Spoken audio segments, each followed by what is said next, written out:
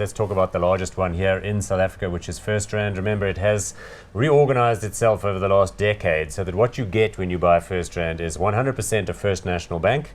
As everybody knows, probably the market leader in terms of retail and commercial banking. You get Westbank as well, which is an asset finance business where you get a loan to buy a car. And then you get Rand Merchant Bank, which is a big, chunky investment banking player. And you also get Ashburton, which is their asset management division, having sort of separated that into various other pots. They're starting to build that thing up again.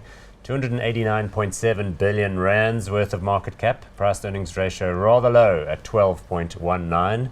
Dividend yield rather high at 4.94%. Let's have a look at the share chart, because that will reflect a general upward trend. It's the best looking of the local banks. That slump there in the end of 2015, though, was the Nenegate incident, where people suddenly realized that there was a risk to South Africa's sovereign down raids because of financial shenanigans and the finance director being replaced. And unfortunately, we're now in that environment again, because the medium-term budget that you referred to showed that South Africa's finances, the state's finances, are worsening sharply, and that creates the concern, because if the sovereign debt, local rand-based debt is downgraded, the same will happen to the banks, and therefore their cost of funding will rise, and therefore their margins will get squeezed. No, you're right.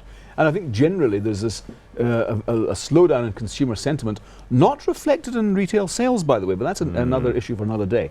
And I think it really doesn't augur well for the banking sector generally in terms of consumer demand. So what you're saying is that there's, like, for example, people aren't buying houses because they're anxious to wait and see, like, what's going to happen in the election and the ANC's property market's utterly moribund. And then as a result of that, then of course the banks aren't writing good mortgage business. And so everybody sort of knows that. And as a result, everybody's a bit anxious that future earnings of the banks won't be good. Plus, of course, if the economy really gets any worse, then, retrenchments and people defaulting on existing debts is not a good outcome. No, absolutely.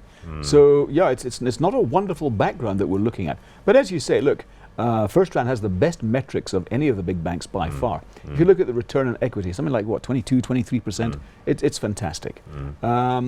No, this is a class operation. And they've been looking at a few international deals as well. FirstRand, for the record, though, wasn't very aggressive, in the same way that Standard Bank was 10 years ago. And in a way, that worked well for it, because it stayed home and it looked after its knitting.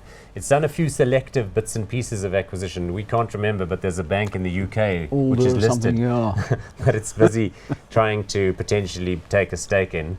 RMI, their partner, bought away into an insurer over there. But, FirstRand has also been cautious and conservative about India and about African operations. It hasn't barged in and blown all sorts of money looking to buy things that later turn out to be lemons. They're just careful as they go along. I think that's right. And the UK operations have already got an operation in Novo something in Wales. And they put these two together. I think it's going to be very nice, some nice synergies. And it diversifies them geographically into some nice areas there. Okay, but let's talk timing. What we know is that this further potential downgrade is coming now on the 24th of November or something. Well, that's when S&P and Moody's meet. We have no idea when Fitch is going to come to the party.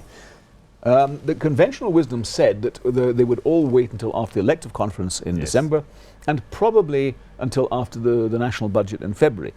After such an appalling mini-budget last week, I suspect that's now been brought forward. Because understand what it means. It's not that they're commenting on the quality of X politician or Y politician. All they're saying is that if revenue collection is very low by the government, and if your expenditures are running away from themselves because of bailouts and so on, then your ability to service your existing debt and raise further debt is compromised, and as a result you need to be downgraded. So if that happens, we could see a knock-on effect into the... So my sense is, as well as they're doing, one should just stay clear for the time being. Quality operation, but can't be hot, unfortunately. So not hot.